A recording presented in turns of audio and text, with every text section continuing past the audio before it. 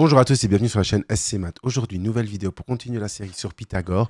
On va voir comment prouver qu'un triangle est rectangle ou n'est pas rectangle.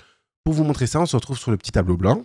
Nous y voici. Alors, pour prouver qu'un triangle est rectangle, qu'avons-nous besoin? Nous avons besoin de la longueur des trois côtés de l'angle. Si on n'a pas la longueur des trois côtés, il faut soit arriver à déterminer cette longueur manquante en utilisant des propriétés ou selon l'exercice en faisant des calculs différents. Mais voilà, si on n'a pas les trois longueurs, on ne saura pas prouver si le triangle est rectangle ou n'est pas rectangle. Dans ce cas-ci, comment faire pour prouver qu'un triangle est rectangle? On va regarder si le carré de la longueur du plus grand côté est égal à la somme des carrés des longueurs des deux autres côtés. Alors pourquoi est-ce qu'on prend le carré du plus grand côté? Parce que le théorème de Pythagore nous dit que si le triangle est rectangle, le carré de la longueur de l'hypoténuse est égal à la somme des carrés des longueurs des deux autres côtés. Et donc, l'hypoténuse dans un triangle rectangle, c'est le côté opposé à l'angle droit, mais c'est également le côté le plus long. C'est pour ça qu'on démarre du côté le plus long, parce que c'est censé être l'hypoténuse.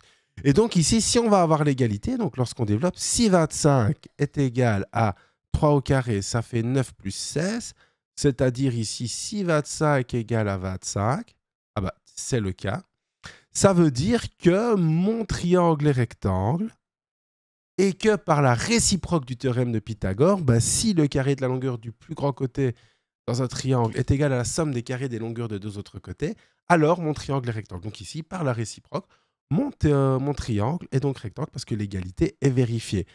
Dans l'exercice suivant, on a quasiment les mêmes données, sauf qu'on a changé la longueur de l'hypoténuse.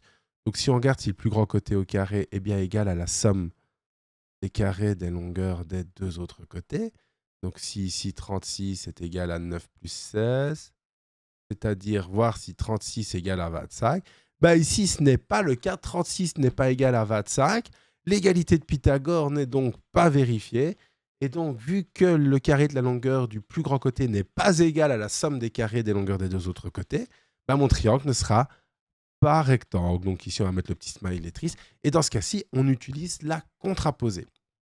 Ben voilà, ainsi se clôture cette petite vidéo. On vous a montré dans les deux premières comment calculer les longueurs d'un côté. Maintenant, on vous a montré comment vérifier qu'un triangle est rectangle ou n'est pas rectangle.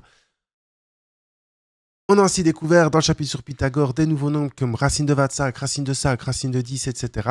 Ça fera l'objet d'une prochaine vidéo. Et voilà, j'espère que cette petite série de vidéos vous a plu. Si c'est le cas, n'hésitez pas à lâcher un petit pouce bleu, à vous abonner et à partager la vidéo. Et sur ce, on se retrouve bientôt pour une prochaine vidéo.